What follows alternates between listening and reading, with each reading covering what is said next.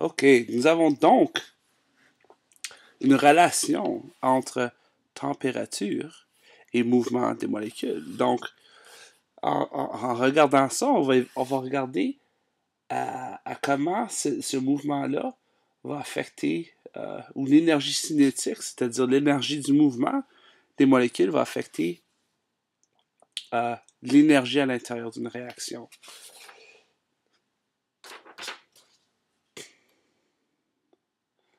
Donc, si on était pour regarder au schéma, puis vous avez ce schéma-là dans votre livre, à la section 12, mais c'est un schéma qui ressemble à ceci. OK, c'est quelque chose comme ça. OK. Puis ici, c'est le nombre de molécules.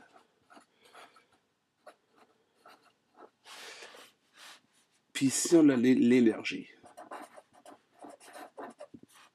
OK, je prends mon autre marqueur. Oups. OK, c'est mon montant d'énergie. Et puis, ce que vous allez remarquer en regardant ce tableau-là, c'est que on a une droite qui est un peu plus comme ça. Puis on en a un autre qui est plus de même. OK? Et puis, si vous regardez, on va dire que cette région ici est l'énergie d'activation. Maintenant, celui-ci, c'est appelé T1, puis celui-ci est appelé T2 dans votre réaction, dans votre livre, à la section 12. OK? Dans celui-ci, T1, OK,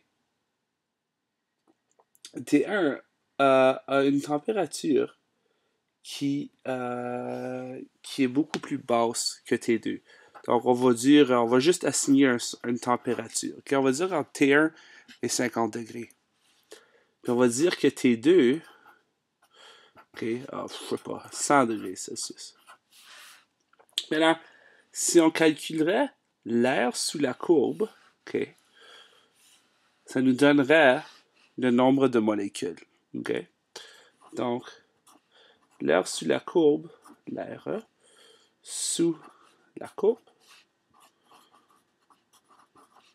égale le nombre de molécules. OK?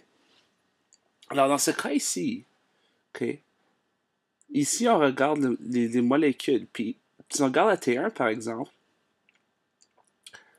il y a un grand montant de molécules qui ont pas beaucoup d'énergie. C'est-à-dire que si tu regardes ici, à cette région ici, il y a plus de molécules de T1 qui ont moins d'énergie que de T2.